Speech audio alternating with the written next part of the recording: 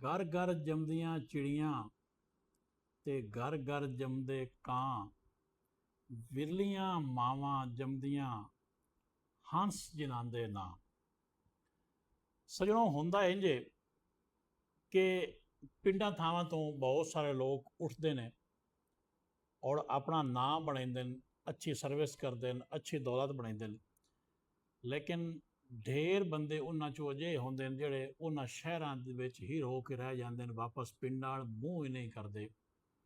हाँ, उन्हां दी रिटायरमेंट तो बाद, उन्हां दे मरण तो बाद उन्हां दी मैयत जरूर वापस पिंडां च आउंदी है, तो यह ऐलान भी किया जाता है कि दूसरा जनाजा पिंड च उसी, पर उस जनाजे का फायदा कोई नहीं होंदा। कोई विरले चंद करीबी तरीन लोग उहदा जनाजा भी पढ़ते हैं, उसनूं दफन कर दिता जाता है।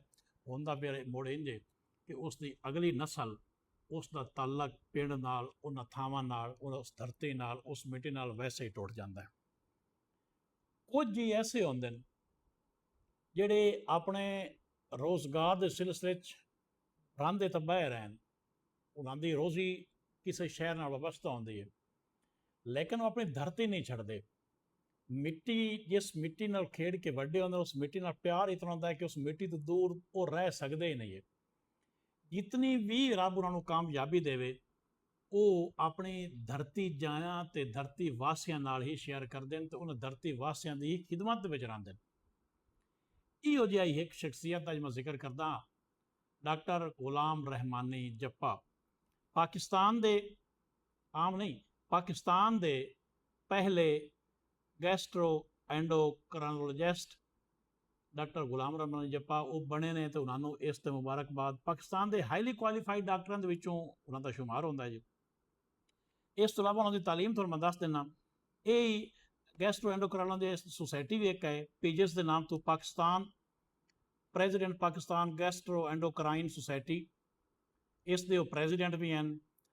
MBBS, FCPS, MRCP, फैलो FCPS endocrinology, MRCP gastro, MAGG, ये सारे ऐसी तालीमां जो तिब के लोग जानते हैं, उन्होंने ज़्यादा बेहतर पता है।